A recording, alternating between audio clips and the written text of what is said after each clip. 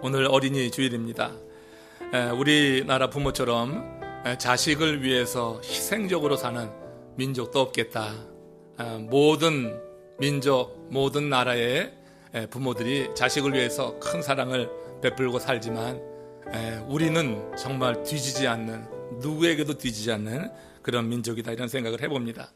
문제는 그들 중에 상당수가 자신의 희생을 내세워서 아이를 소유하려고 하는 그런 마음이 없지 않아 있습니다. 예전에는 더 많았고 요즘 젊은 부모 가운데도 이런 일들을 보게 돼요. 이런 심리는 자녀를 독립된 주체로 보지 않고 자신의 분신으로 보는 우리 민족의 문화, 그 뿌리와 깊은 관계가 있습니다. 다시 말해서 동양적인 사고에 따르면 부모는 자녀를 자기 생명의 연장으로 본다고 하는 겁니다. 자신은 죽어도 자신의 생명은 자녀 손에게 연장되어 간다고 믿는 거죠. 그래서 우리 민족은 유독 자녀의 기쁨과 성공을 자신의 기쁨, 성공으로 그렇게 여겨서 최선을 다해서 지원합니다. 자녀의 아픔과 실패를 내 자신이 겪는 아픔, 실패 이상으로 아파하면서 그렇게 강하게 자녀들과 연계되어 있습니다. 이런 강한 심리가 우리들에게 있는 거예요. 그래서 부모들은 정말 자녀들을 위해서 올인하잖아요. 모든 것을 다 들여서 자녀를 위해서 헌신하는 부모, 세계에서 가장 으뜸 우리 대한민국의 부모님들 아닌가 생각합니다. 그런데 성경적 관점에서 보면은 아이들은 우리들의 소유가 아니라고 하는 것을 알아야 돼요. 우리는 아이를 소유로 생각하고 내 생명의 연장으로 여겨서 그렇게 아이들에게 집착하고 아이들에게 올인하고 나중에 가서는 또 사실은 상당히 실망하고 서운해하는 일들을 우리가 겪게 되는데, 우리 자녀들은 우리의 소유물이 아니죠. 하나님이 맡긴 하나님의 소유된 자녀인 줄로 믿습니다. 예수님을 영접한 우리 모두는 남녀노소 할 것 없이 주 안에서 새로운 관계를 맺게 되는데, 그 새로운 관계는 우리가 하나님의 자녀가 된다고 하는 거예요.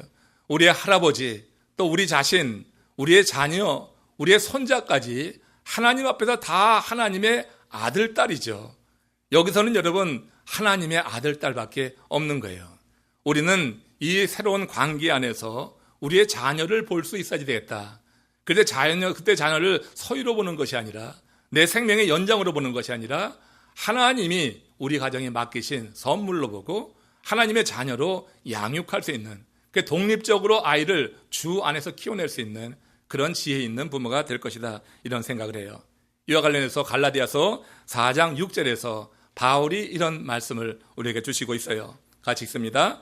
너희가 아들이므로 하나님이 그 아들의 영을 우리 마음 가운데 보내사 아빠 아버지라 부르게 하셨느니라. 우리 모든 하나님의 사람들은 이 땅의 관계가 할아버지요, 부모요, 자신이요, 손자, 손으로 이렇게 연결되어 있지만 하나님 앞에서는 모두가 다 아빠라고 부르는 하나님의 자녀라고 하는 것, 우리에게 주어진 특권인 것입니다. 그러니 우리는 모두 예수 그리스도 안에서 하나 아버지를 둔 하나님의 자녀라고 하는 인식 속에 살아가는 것이 옳다고 하는 거예요. 그래서 초대교회 성도들은요, 교회 안으로 들어오게 될 때 세상의 모든 그런 관계를 끊습니다. 그렇죠? 그래서 속된 말로 세상의 계급장도 다 떼어놓고 세상의 모든 관계, 혈육 관계를 다 뒤로하고 뭐라고 부르냐면 교회 안에서 형제, 자매라고 불렀던 거예요. 하나님 안에서 다 자녀가 되는 거예요. 그래서 세상의 관계는 뒤로하고 이렇게 주 안에서 형제, 자매로 불렸던 것을 압니다. 오늘은 하나님을 아빠라 부르는 우리들이 이 땅에서 어떻게 살아야 될지, 오늘 본문 3절인데 이 가운데 매우 중요한 교훈이 하나 담겨 있어요. 그래서 하나님을 아빠라고 부르는 할아버지, 또 아버지, 아들, 손자 모두가 다 우리가 다 주 안에서 구원 얻게 되었을 때 이렇게 살아야 되겠다 하는 것을 어린이 주일을 맞이해서 한번 같이 나누길 원하는데, 마태복음 18장 3절에 여기에 그 교훈이 담겨 있다고 봅니다. 같이 읽겠습니다.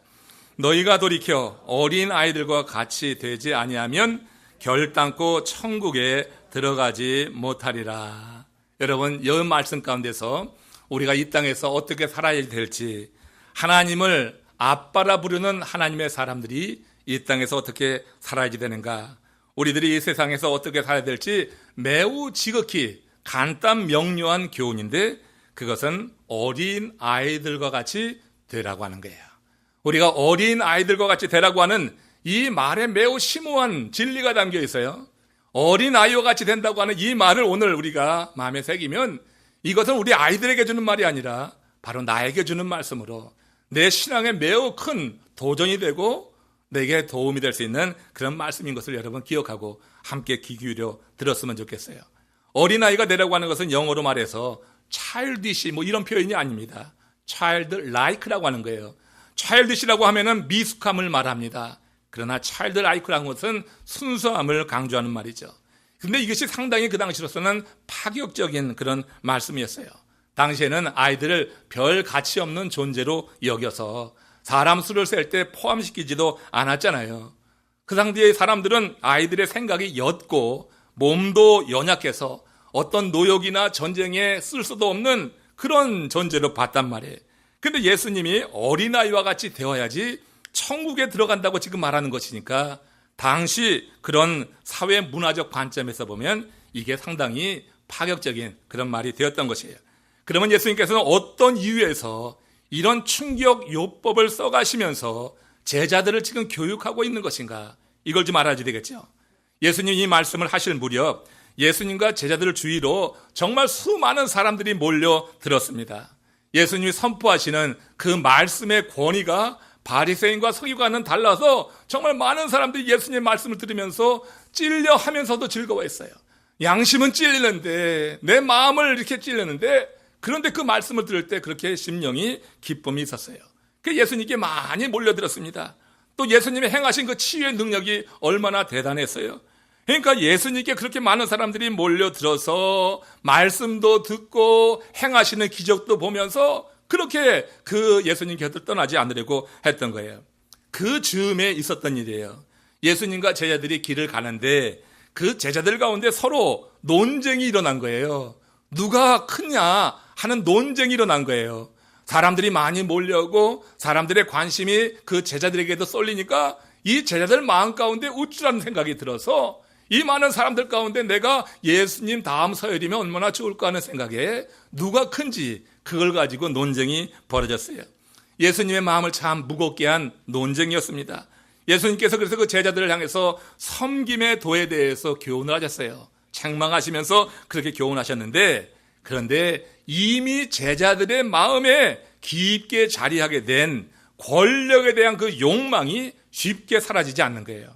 이미 그 마음 가운데 한켠에 권력에 대한, 자리에 대한, 서열에 대한 그와 같은 욕망이 자리하고 있었다고 하는 거예요. 그래서 그렇게 책망을 듣고 나서 그 이후 얼마 지나서 한 모임이 있었는데, 그때도 이 제자들이 그 마음속의 그 생각을 감추지 못하고 이렇게 드러내는 것입니다. 그게 이제 오늘 본문 마태복음 18장 1절에 이렇게 기록된 거예요. 같이 읽어봅니다. 그때 제자들이 예수께 나와 이르되 천국에서는 누가 크니까. 자, 이제 천국이라고 하는 그 상황 속에서 누가 크냐로 이제 바뀌었지만 결국 서열 문제예요. 누가 크냐, 누가 높은 자리에 앉을 거냐, 이걸 가지고 이렇게 예수님께 물었어요. 직접 이제는 방금 전에는 자기네들끼리 하던 얘기 있는데 이제는 한 자리에 모여가지고 예수님께 대놓고 묻는 거예요. 예수님, 천국에서 누가 큽니까? 이렇게 계속 자리에 연연해 하는 그들에게 예수님께서 아주 날카롭게 일관하신 거예요. 그게 어린 아이들과 같이 되어야지 된다. 그것은 자리를 논하기 전에 먼저 어린 아이와 같이 되어야 한다고 하는 것을 지금 강조하고 있는 거예요. 이게 무슨 말이에요? 여러분, 어린 아이와 같이 되지 않는다고 하면은 너희들은 지금 천국을 따놓은 당상으로 여기고 그래서 천국에서 누가 크냐고 그 말하지만 어린아이 같이 되지 않으면은 천국 구경 꿈도 꾸지 마, 이 얘기예요. 그들은 지금 천국은 따놓은 당상이다. 우린 다 천국에 들어간다. 그래, 천국에 들어갔을 때 과연 나는 어떤 위치인가, 누가 큰가 하는 관심을 갖고 있지만 어린아이 같이 되지 않으면은 천국 구경 꿈도 꾸지 마 하는 게 지금 예수님이 하신 말씀이에요. 이렇게 한 말씀 하시고 여기다 덧붙여서 마태복음 18장 4절에서 이렇게 말씀하셨던 것입니다. 같이 읽어봅시다. 누구든지 이 어린아이와 같이 자기를 낮추는 사람이 천국에서 큰 자이다. 하면서 이제는 실물 교육을 시키는 거예요. 어린아이 같이 아니면은 천국에 들어가지도 못할 거야 하면서 이제는 실제적으로 어린아이 한 명을 세워놨어요. 이 어린아이라고 쓰여진 이 단어는 이제 갓난아이서부터 2, 3세에 해당되는 그런 연령층의 아이라고 이제 주석자들은 이야기해요. 정말로 어린아이죠. 이 아이를 이제 보면서 이 아이같이 자기를 낮추는 사람이 천국에서 크다 하면서 말씀을 이어가신 거예요. 여기서 예수님은 장차 천국 백성이 될 우리들이 이 세상에서 어떻게 살아야 되는지 그것을 지금 제시해주고 있는데, 또한 이것은 천국 백성의 자격이기도 한 것인데, 그것은 첫 번째 자기를 낮추라 하는 것입니다. 그러니까 어린아이같이 된다고 하는 것이 결국은 천국 백성들의 이 땅에서의 삶이요, 천국에 들어갈 하나님의 사람들의 자격 요건인데, 이 어린아이같이 된다고 하는 말씀에 담겨있는 첫 번째 뜻이 자기를 낮추는 것. 자기를 낮춘다고 하는 것이 무엇이에요? 이거 겸손하다고 하는 말로 우리가 쉽게 이해할 수 있는데, 그러면 여러분 어떤 것이 자기를 낮추는 겸손한 삶일까요? 여러분은 겸손한 자라고 하면 무슨 생각을 합니까? 어떤 사람을 두고 겸손하다? 야, 저 사람 참 겸손하다 이렇게 말할 때 여러분들이 갖고 있는 생각이 있을 거예요. 각자의 편견이 있을 거예요. 난 이런 사람을 겸손하다고 본다 하는데, 여러분들이 생각하는 겸손한 사람하고 지금 예수님께서 말씀하신 천국 입성의 자격이 될 수 있는 자기를 낮추는 겸손한 사람이라고 하는 것이 과연 매치가 되는가 한번 여러분 생각해 보길 원해요. 어떤 사람이 자기를 낮추는 겸손한 사람인가? 여러분, 우리들은 말이 많으면은 겸손한 것으로 여기지 않죠. 어느 모임에서 말 많은 사람을 보고 야, 저 사람 참 겸손하다 하는 경우 하나도 없어요. 일단 말이 많으면 교만하다고 생각해서 우리 동양적 사고에서는 어떤 모임 가서 그래서 말을 하지 않으려고 해. 사람들이 교만하게 볼까 봐. 할 말이 있는데 가만히 있어. 그러면 겸손하게 여기는 그런 경향이 있지 않아요? 말이 많으면 겸손하게 보이지 않으니까 입 다물고 한쪽에 가만히 쭈그려 앉아 있으면 그런 사람이 겸손한 사람인가요? 여러분, 우리는 정말 그런 생각을 하는 경우가 있어요. 말 많으면 겸손하지 않다고 여겨서 할 말이 있음에도 불구하고 말하지 않고 가만히 있는 거, 이게 겸손한 사람인가? 이건 아닌 것 같아요. 또 어떤 경우에는 얼굴에 잔잔한 미소를 띠고 부드러운 음성으로 말하고 무엇이든지 남에게 양보하는 그 사람, 그런 사람을 여러분 겸손하다고 생각하지 않습니까? 그런 사람은 겸손하게 여기잖아요. 우리 여러분 말을 해도 좀 세게 하고 얼굴이 여러분 굳고 그런 사람은 굉장히 스트레하고 아주 교만한 사람으로 생각을 하니까 속은 그렇지 않아도 말할 때 잘 보이기 위해서 아주 온화한 미소를 띄우면서 점잖게 이야기하는 경우가 있어요. 여러분, 인간적인 욕망을 억누르고 절제된 삶을 살면 그런 사람이 겸손한 사람일까? 천국 백성이 되는 것을 이렇게 인간적 성품이나 의지로 있는 듯 없는 듯 존재하는 것으로 생각한다고 하면 예수님의 말씀을 오해한 거예요. 그 사람이 있는지 없는지 조용하고 뭐 그냥 온화하고 이러면은 정말 자기를 낮추는 사람이고 그 사람이 겸손한 사람이냐? 그 자기 낮추고 겸손하라는 주님의 말씀을 정말 잘못 이해한 것입니다. 정말 잘못 이해한 거예요. 주님께서 자기를 낮추라, 어린이같이 되어서 자기를 낮추라고 하는 것은 그런 의도가 아닌 것입니다. 그러면 주님께서 말씀하신 자기를 낮추는 겸손한 사람은 과연 어떤 사람이느냐? 지난 주간에 큐티 말씀 가운데서 아주 다행스럽게 이 겸손한 사람의 한 예를 저는 보았어요. 여호사밧 왕의 그 모습. 여러분, 여호사밧 왕 이야기를 지난주 말씀 묵상하셨죠? 그러니까 오늘 지금 처음 듣는 양 그렇게 무슨 얘기야 하는 듯이 들으면 제가 상당히 섭섭해. 난 너무 상처를 받는 거예요. 여러분들이 하나님의 말씀을 늘 읽길 원합니다. 매일같이 묵상하면은 지금 제가 무슨 얘기하는지 다 알고 있어야지 될 거예요. 여호사밧 왕의 이야기예요. 여기서 여러분, 우리는 여호사밧의 모습을 통해서 지금 주께서 말씀하신 어린아이와 같이 낮추고 겸손하다고 하는 것을 볼 수 있다고 하는 거예요. 그걸 좀 보고선 참 은혜가 되어서 새벽에 좀 나눴는데, 여러분 정말 귀한 말씀이어서 다시 한번 여러분과 나누기 원해요. 남유대에는요, 여호사밧 왕이 통치하고 있었던 때예요. 그때 북이스라엘은 여호람이라고 아합의 아들이 이어받아서 통치하고 있는 그런 시기에 있었던 일입니다. 모압 왕이 북이스라엘 여호람에게 바치던 그런 조공물을 바치지 않고 이 여호람을 배반한 거예요. 그 조공물이 적지 않았어요. 양 20마리의 털이에요. 그러니까 상당히 많은 조공물을 바쳤었는데 아합이 죽고 나니까 아들 여호람이 왕위에 이르렀을 때 그 여호람을 우습게 본 거예요. 그게 배반한 거예요. 그러니까 여호람이 감정이 상하잖아요. 그 남쪽의 여호사밧 왕에게 함께 모압을 치자고 연합을 제안했고 여호사밧이 같은 형제국이어서 그런지 받아들였어요. 이 두 왕이 에돔 광야를 거쳐가지고 모압을 막 치러 가던 중에 에돔 왕까지 그 대열에 포함시켰어요. 합류시킨 거예요. 그렇게 세 왕이 의기투합해서 어느 나라를 쳐요? 모압을 치려고 하는 거예요. 이때 아주 심각한 문제에 봉착하게 된 것입니다. 열왕기하 3장 9절에 이 세 왕이 봉착한 그런 문제 한번 같이 읽겠습니다. 이스라엘 왕과 유다 왕과 에돔 왕이 가더니 길을 둘러 간지 7일에 군사와 따라가는 가축을 먹일 물이 없는지라. 이건 아주 큰 문제에 직면한 거죠.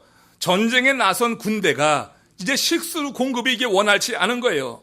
식수 공급이라고 하는 것은 생명수라고요. 군대가 물을 먹어야지 힘을 얻죠. 짐승이 물을 먹어야지 힘을 얻죠. 그러니까 식수가 공급되지 않는다고 하는 것은 아주 큰 난감한 상황에 놓이게 된 거예요.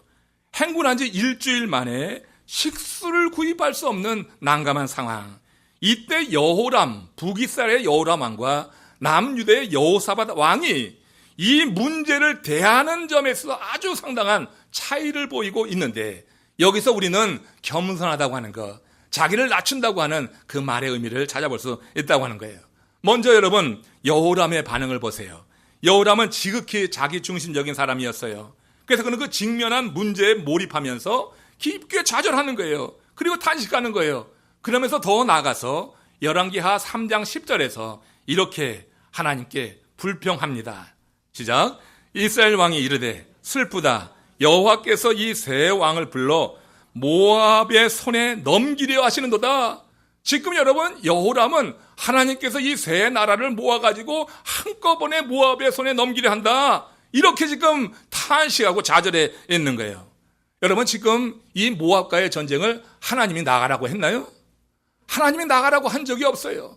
여호람은 묻지도 않았어요. 자기에게 바치던 조공을 바치지 않으니까 화가 나서 감정이 일어나서 사람들을 이끌고 나가서 전쟁을 치르려고 한 것이지 하나님이 나가라고 해서 이런 어려움 당했으면 불평할 만하지만 하나님은 그런 말씀하신 적이 없어요. 묻지 않았기에 하나님은 대답하지 않았는데 지금 이렇게 대답하는 거예요. 여호와께서 이 세 왕을 불러서 모압의 손에 넘기려 하는도다. 불평 불만을 쏟아내고 있는 것이에요. 여러분 하나님이 우리 인생에 허락하시는 모든 일에는 다 그 뜻이 있다고 저는 믿습니다. 근데 여호람은 무리 없는 이 문제 앞에서 크게 절망하면서 하나님만 원망하고 있는 거예요. 그는 하나님의 뜻에는 전혀 관심이 없었어요. 자기 애에 깊이 빠져가지고 왜 이런 고난을 내게 주느냐고 불평만 하고 있는 거예요. 이거 여러분 취급한 이스라엘 백성들이 광야에서 물을 만나지 못했을 때 모세를 향하여서 불평하고 하나님을 원망했던 것과 뭐가 다르냐고요. 전혀 다름이 없는 그런 모습을 여기서 보이고 있는 거예요. 이와 달리 여러분 여호사밧은 같은 상황 속에서 어떻게 이 문제를 대하고 있느냐. 이 여호사밧의 모습 속에서 우리는 어린아이 같다고 하는 것을 한번 생각해 볼 수 있다고 하는 거예요. 그는 물이 없는 문제에 직면했을 때 그 문제가 되는 물에만 골몰하지 않았어요. 물만 보면은 없는 이 현실 속에서 그의 입술에서도 이런 탄식이 나올 수 있지만 똑같은 상황 속에서 여호사밧은 여호람과 달리 그 문제를 허락하신 하나님을 찾았어요. 내가 지금 이런 문제에 봉착하게 됐는데 이건 하나님의 뜻이 있는 것이고 하나님께서 이 문제 속에서 당신에게 들려주실 말씀이 있다. 이런 생각이 여호사밧의 기본적인 생각이었어요.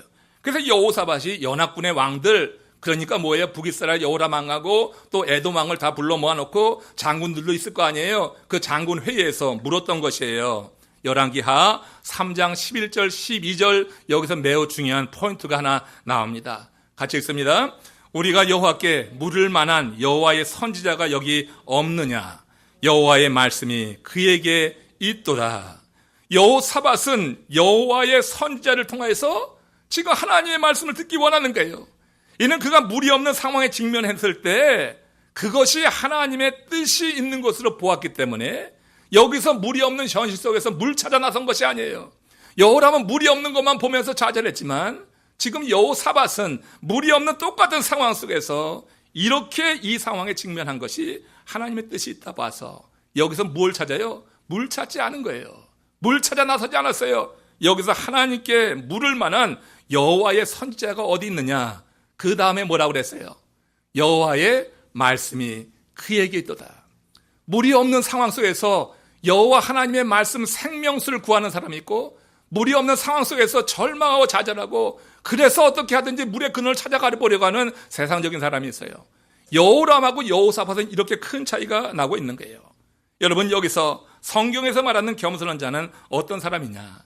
인생의 모든 문제 앞에서 하나님의 뜻을 찾아 나서는 사람이 성경이 말하는 겸손한 사람이에요. 그게 자기를 낮추는 사람이에요. 자기 주장하는 게 아니라 하나님의 말씀이 어디 있는가? 우리가 여러분 이렇게 결핍된 상황에 놓이게 될 때 그 결핍된 것만 우리가 집중하지만 실제 결핍된 문제를 해결하기 위해서는 결핍된 그 문제에 집중하는 것이 아니라 그 문제가 이루어지게 된 근원부터 찾아 들어가서 하나님, 이 상황에서 하나님 어떤 말씀을 내게 주시기 원합니까? 지금 여호사밧은 여호와께 물을 만한 선지자를 찾는 것은 그 선지자의 입술에 하나님이 이 상황을 해결해 줄 수 있는 말씀이 담겨 있다고 하는 믿음이 있기 때문에 선지자를 찾은 줄로 믿습니다. 여호와의 말씀이 그에게 있도다. 여호와의 말씀이 그에게 있도다. 자기를 낮춘다고 하는 것은 이처럼 자기 주장을 하는 것이 아니에요. 이기적으로 자기 불평이나 쏟아내는 게 아니에요. 자기를 낮춘다고 하는 것은 하나님의 말씀을 들으려고 하는 그런 자세. 이게 여러분 어린아이 같이 되어라. 그래서 자기를 낮추는 자가 천국에서 크다고 하신 주님의 말씀에 담겨 있는 가장 큰 의미인 줄로 여러분 믿음으로 받으시기를 축원합니다. 우리가 어린아이 같이 되지 않으면 천국 입성 꿈에도 꾸지 마세요. 되지도 않을 일이에요. 천국에서 누가 크냐고 따지기 전에 들어가지 못하는데 그게 무슨 소용이 있냐고, 그런 노는제가. 우리가 어린아이 같이 될 때 모든 상황 속에서 하나님의 말씀을 들으려고 하고 그 지시를 받으려고 할 때 그때 우리는 어떻게 해요? 진짜 하나님 앞에 겸손한 자가 되어서 하나님이 우리가 주시는 말씀에 따라서 나아갈 수 있는 것입니다. 말씀의 지도를 받는 단계에 들어가면은 더 이상의 두려움은 없어요. 말씀의 지도를 받는 단계에 들어가면 이 세상 일로 더 이상 염려하지 않는 줄로 믿습니다. 여전히 우리들 마음 가운데 염려와 불안과 두려움이 있다고 하면 우리가 여러분 하나님의 말씀에 완전한 지도, 정말 어린아이가 되지 못하고 그냥 여러분들이 어른 흉내내고 있기 때문에 그래요. 어린아이가 되면 분명히 우리는 부모를 보게 돼 있어요. 어떤 일을 만나든지 먼저 부모와 눈에 이 컨택이 있게 돼 있어요. 그리고 여러분 자기가 할 일을 한단 말이에요. 우리 아이들 가운데 우리 서봉선 집사님 그 둘째 완이 한번 저에게 오라고 했더니요, 그냥 저렇게 쫙 쳐다봐. 그러더니 저를 쳐다보더니 자기 엄마를 한번 쳐다봐. 그러더니 고개를 획 돌리고 가는 거예요. 제가 얼마나 상처받았는지 몰라요. 여러분, 우리 어떤 일을 만날 때 무엇보다 먼저 하나님과 컨택하려고 하는 것, 하나님과 아이 컨택하려고 하는 것, 인생의 문제, 좋던 일 또 어려운 일이 있는지 간에 하나님이 내게 주시는 말씀을 들으려고 하는 그 자세가, 이것이 여러분 어린아이같이 됐다 하는 겸손한 자의 모습인 줄로 여러분 믿으시기 바라요. 이 어린이날 주께서 우리에게 주시는 첫 번째 교훈입니다. 또 다른 한편 어린이같이 되라고 하는 것은 절대 의존적이 되라 하는 의미로, 이제 첫 번째 의미나 유사한 점도 있지만 좀 다른 점에서 모든 것을 올인할 수 있는 그런 상태를 말합니다. 본문의 어린아이는 아까도 말씀드렸지만 갓난 아기서부터 2, 3세 연령대에 속한단 말이에요. 이 연령대의 특징은 부모에게 완전히 의존적이에요. 완전히 의존적이에요. 그러니까 주님이 돌이켜 어린아이가 되어가신 그 뜻은 하나님을 전적으로 의존하는 그것을 말하는 거예요. 장차 천국 백성이 될 우리들이 죄로 관영한 이 세상에서 가장 잘 사는 비결이 뭘까요? 여러분 머리 믿었다가, 내 생각 믿었다가 그냥 죄에 물드는 거예요. 그냥 죄의 노예가 되고 마는 거예요. 우리는 장차 천국 백성이 될 하나님의 사람인 줄로 믿습니다. 근데 이 세상은 죄로 지금 관영해. 이 세상을 어떻게 살아가는 것이 가장 잘 사는 길이냐는 얘기예요. 어린아이가 되는 거예요. 장차 천국에 들어갈 하나님의 사람은 이 죄 많은 세상에서 어린아이같이 되었다. 이게 뭐냐? 하나님을 절대적으로 의존하는 자, 하나님의 지시를 봐도 겸손하게 사는 그런 사람이라고 하는 것을 알게 돼요. 이와 관련된 한 예를 또 이 여호사밧 이야기와 관련해서 그 다음에 이제 물을 찾는 이제 여호사밧에게 이제 한 사람이 일러줬어요. 여기 엘리사라고 하는 사람이 있습니다. 이 엘리사 선지자를 만나러 그래서 세 왕이 간 것입니다. 여호사밧의 이 요청에 따라서 물을 찾는 과정 속에서 만난 이 엘리사가 하는 이야기를 한번 들어보세요. 열왕기하 3장 15절, 이 엘리사의 대답 속에서 하나님을 의존한다고 하는 것, 우리가 여기서 배울 수가 있어요. 그의 어린아이 같은 모습 여기서 볼 수 있습니다. 시작. 이제 내게로 검은 고 탈 자를 불러오소서 하니라. 검은 고 타는 자가 검은 고를 탈 때에 여호와의 손이 엘리사 위에 있더니 그가 이르되 개천을 많이 팔아. 지금 여호사밧과 여호람과 그리고 에돔 왕이 함께 몰려간 거예요. 엘리사 앞에 선 거예요. 엘리사 선지자 자신에게 묻는 세 왕이 있어요. 얼마나 폼나는 순간이에요. 그렇잖아요. 자기가 무슨 말 한마디 하면은 그 말 들을 기세란 말이에요. 그런데 이때 엘리사가 자기에게 묻는 이 왕들의 질문에 대해서 답하기 전에 뭐라고 해요? 이제 내게로 검은 고 탈자를 불러오소서 하니라. 왜 검은 고 탈자를 이 상황에서 불러오라고 해요? 거기서 뭐 여흥을 즐기려고 합니까? 거기서 파티를 하려고 합니까? 왜 검은 고 탈자를 불러오라고 해요? 그리고 검은 고 탈자가 와가지고 검은 고를 탈 때 역사가 일어났어요. 검은 고를 탄다고 하는 것은 하나님을 찬양하는 것입니다. 지금 이 엘리사는 그들에게 뭐라고 말하기 전에, 자기의 생각을 말하기 전에 하나님을 찬양한 거예요. 엘리사가 검은 고 탈자를 통해서 하나님을 찬양하는 것, 이 찬양은요, 하나님이 이루신 일에 대해서 영광을 돌리는 행위예요. 하나님께서 이렇게 내게 이루신 일에 대해서 내가 감사합니다, 하나님 영광 받아 주시옵소서 하는 게 찬양하는 거예요. 근데 여러분, 지금 여전히 엘리사에게는 물이 없어. 그 왕들이 물이 없는 상황이에요. 지금 엘리사는 하나님이 물을 주셔서 찬양하는 것이 아니라고 하는 거예요. 하나님 물을 주셔서 찬양하는 것이 아니라 여전히 물은 없는데 이 세 왕 앞에서 자신이 무슨 말을 하기 전에 먼저 하나님께 찬양하면서 하나님의 존재에 대해서 확고한 믿음을 표현하고 있는 것이고, 하나님께서 뭐라 말씀하시기를 기다리고 있는 거예요. 세 왕에게 말하면서 자기를 드러내려고 하는, 쇼업하려고 하고 자기를 나타내려고 하고 그들 위해 군림하려고 하는 그런 마음이 아니라, 나 역시 하나님 앞에 순종할 수밖에 없는 그런 어린 자녀다. 내가 정말 하나님 앞에서 어린아이다. 나는 하나님을 의존하는 자다. 거기서 자기 말이 아닌 하나님의 말씀을 듣기 위해서 그렇게 여러분 검은 고를 탈 자를 구해서 하나님께 찬양과 영광을 돌리고 있는 거예요. 이게 어린아이예요. 내가 내 자신을 드러내고 내가 한껏 높아질 수 있는 그런 자리에서조차 내 자신을 내려놓고 그리고 하나님 아버지를 높이는 것, 하나님의 말씀을 들으려고 하는 것, 이게 어린아이 같이 되어서 하나님을 의존하는 그런 모습이라고 하는 것입니다. 엘리사는 지금 하나님 물을 주신 게 아니에요. 물이 없어요. 어디에 있는지도 몰라요. 비록 물이 없는 상황이었지만 하나님이 주실 것을 믿고 먼저 하나님을 찬양한 거예요. 하나님께서 이런 마음 주셨으니 하나님께서 이루실 것이다 했던 거예요. 여러분, 이렇게 하나님 앞에 검은 고를 탈 때 어떤 일이 일어나요? 이거 중요한 포인트죠. 이것도 지금 검은 고를 탈 때 어떤 일이 일어났어요? 여호와의 손이 엘리사 위에 있더니 그랬어요. 여호와의 손이 그때 비로소 이 엘리사 위에 있게 된 거예요. 하나님의 임재가 지금 그에게 경험되고 있다고 하는 것 아니겠어요? 하나님의 임재가 임했어요. 하나님의 임재, 여호와의 손이라고 하는 것은 우리 사람의 손과 같은 것이 아니잖아요. 이건 뭘 말하는 거예요? 하나님의 터치를 말하는 거예요. 하나님께서 그를 만져주시는 거예요. 그러면서 만져주시기만 했나요? 만져주신과 동시에 하나님이 말씀을 심어주셨어요. 그러니까 어떻겠어요? 뭐라고 명령하는 거예요? 개천을 많이 팔아. 지금 여러분 그 상황은 떼약빛이 내어지고 있는 그런 여러분 광야예요. 정말 너무 뜨거운 그런 날이에요. 구름 한 점 없어요. 그런데 지금 이 하나님의 터치를 받고 나서 엘리사는 그들에게 명령하는 거예요. 개천을 팔아. 개천을 파는데 한두 개도 아니고 많이 파라고 하는 거예요. 이 군대와 이 짐승들이 다 마시기 위해서는 많은 개천이 필요하다.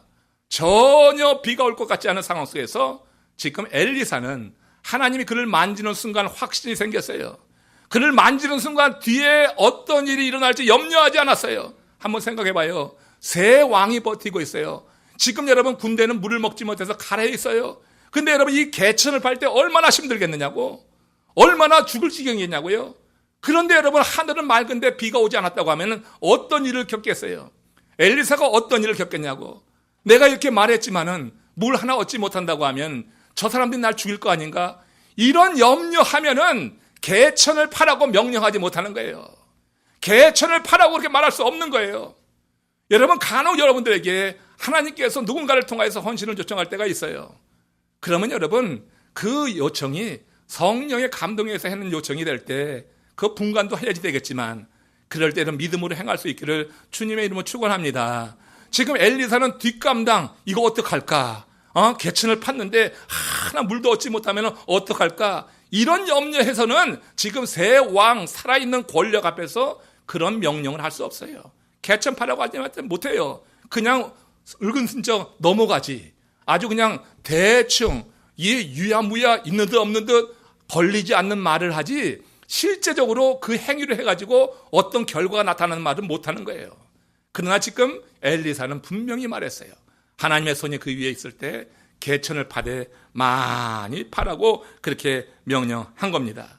여러분, 물이 없는 상황이었지만 이렇게 하나님이 주실 것을 믿고 하나님을 찬양하는 것, 그거 여러분, 여호와를 의존하는 그런 모습이요. 그리고 말씀이 임했을 때 뒷감당 생각하지 않고 이제 어떤 일을 당해도 하나님이 주신 말씀이니까 그대로 선포하는 거예요. 그럴 때 여러분, 그 모습이 하나님을 절대적으로 의존하는 거예요. 사람을 두려워하면 그렇게 못하지만 하나님을 의존할 때 그런 일이 가능하더라. 하나님께서 오늘도 이 시대에 당신의 능력을 우리로 경험케 하실 때는요, 그런 과정을 지나게 하시는 거예요. 정말 하나님께서 놀랍고 위대한 일들 이루시는 것은요, 그런 과정을 겪은 사람들 통해서 일어나요. 우리 자꾸만 인생적으로, 인간적으로, 이성적으로만 생각해서 이것저것 재다가는 하나님의 놀라운 역사는 오늘 그냥 스쳐 지나가고 말 뿐이라고 하는 것입니다. 이렇게 여러분, 하나님을 찬양함으로 말미암아서 이런 기적을 경험한 이런 이야기가 또 한 군데 나오는데, 오늘 여기 지금 말씀드리던 곁에 여호사밧 왕 한번 다시 할게요. 이 여호사밧 왕이 이렇게 놀라운 경험을 했지만 여호사밧 왕도 굉장히 또 개인적으로 어려운 일이 겪었던 적이 있어요. 모압과 암몬이 이번엔 남유대를 침공해 온 거예요. 그때 가만히 보니까 그 군대를 당해낼 힘이 없어. 도대체 게임이 안 되는 거예요. 그래서 여호사밧이 무슨 일을 하냐면은 온 백성들에게 금식을 선포하는 거예요. 자기도 금식하고 지금 모든 백성으로 금식을 선포하는 거예요. 지금 모압, 암몬 연합군은 구름대 같이 오는데, 그런데 싸우려고 하지 않고 금식을 선포하는 거예요. 왜? 이것은 싸워봤자 지겠다, 그런 생각이 지금 들었어요. 그러니까 하나님께 절대적으로 지금 의존하는 거죠. 어린아이같이 지금 매달리는 그런 행위를 여호사밧이 한 거예요. 그때 하나님의 신이 이제 여호사밧에게 임하지 않고 레위 사람 야시엘, 여호사밧을 돕는 야시엘에게 하나님의 신이 임했어요. 그를 통하여서 여호사밧에게 주는 말씀이 역대하 20장 17절 이렇게 말씀이 기록됩니다. 시작. 이 전쟁에는 너희가 싸울 것이 없나니 대열을 이루고 서서 너희와 함께한 여호와가 구원하는 것을 보라.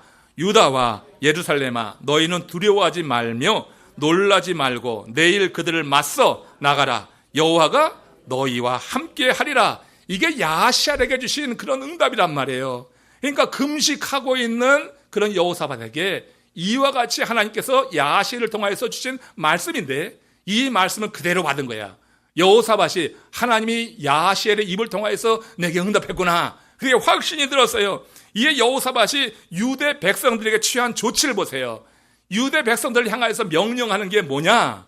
여기서 여러분, 하나님께서 기적을 일으키시고 어떤 역사를 일으키실 때 하나님은 혼자 하는 법이 없어. 손이 마주쳐야지 소리가 나는 것처럼 우리 측에서 어떤 결단을 행할 때 하나님께서 거기에 상응해서 역사하신다고 하는 것을 우리는 이 명령 가운데서 보게 되는데요. 한번 보세요. 역대하 20장 22절 말씀입니다.